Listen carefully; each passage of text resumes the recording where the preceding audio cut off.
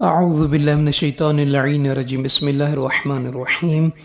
رب اشرح لی صدری ویسر لی امری واحلل عقدۃ من لسانی یفقہوا قولی اللہم صلی علی محمد وآل محمد۔ صاحبان ایمان مومن مومنات، ایک ایسا وظیفہ، ایک ایسا عمل جو لدفع البلاء اور قضاء حاجات کے لیے ہے، جو بندہ جو کنیز خدا یہ ارادہ رکھتا ہے کہ پروردگار عالم سے بلاؤں سے نجات عطا فرمائے، یا ایسا بندہ ایسی کنیز ہے کہ اس کے دشمن ہیں اور وہ چاہتا ہے کہ ان دشمنوں سے محفوظ رہے، مأمون رہے، دشمن انہیں ضرر و نقصان نہ پہنچائیں، یا یہ کہ ایک ایسا بندہ ہے یا ایسی کنیز کہ جس کی کوئی بہت بڑی حاجت ہے، ضرورت ہے، منت ہے،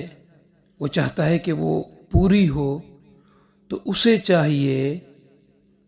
نماز صبح کے بعد جمعہ کے دن وضو کرے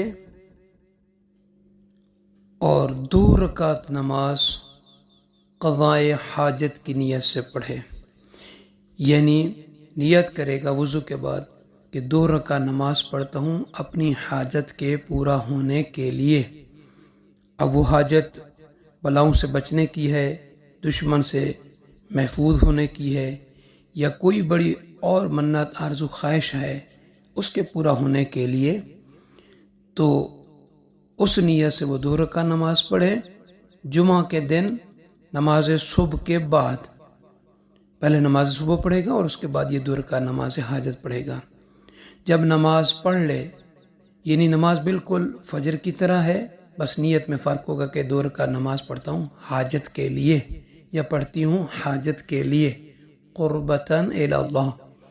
اللہ اکبر کہنے کے بعد پہلی رکعت میں الحمد اور اس کے بعد کوئی سی سورہ، دوسری رکعت میں بھی الحمد کے بعد کوئی سی سورہ، رکوع و قنوت و رکوع، تشہد، سلام مکمل کرنے کے بعد محمد و آل محمد علیہ الصلوۃ والسلام پر 1 مرتبہ صلوات پڑھیں، اور اس کے بعد خلوص اور خشوع کے ساتھ حدیث قصہ کو تلاوت کریں۔ حدیث قصہ مکمل پڑھنے کے بعد 1000 مرتبہ امن یجیب المضطر اذا دعاہ ویکشف السوء، امن یجیب المضطر اذا دعاہ ویکشف السوء کی تسبیح پڑھے، یعنی 10 تسبیحیں پڑھے، 100 دانے والی، کوئی عدد کم نہ ہو زیادہ نہ ہو۔ یہ مکمل کرنے کے بعد اللہ کی عظیم بارگاہ میں اپنی حاجت کے پورا ہونے کے لیے پھر اپنی زبان پہ وہ الفاظ جاری کرے، محمد و آل محمد علیہ السلام کا واسطہ وسیلہ دے کر، واسطہ وسیلہ بنا کر انہی کے صدقے میں مانگے۔ یقیناً اللہ تعالیٰ اس عمل کی برکت سے اس سے بلاؤں کو بھی دور فرمائے گا، دشمنوں سے بھی وہ محفوظ رہے گا، اور اللہ اس کی دل کی مراد کو، دلی حاجت کو بھی قبول فرمائے گا۔ آپ تمام سننے والے مومنین مومنات سے عرض ہے کہ نجفی کربلا چینل کو جنہوں نے ابھی تک سبسکرائب نہیں فرمایا، سبسکرائب، لائک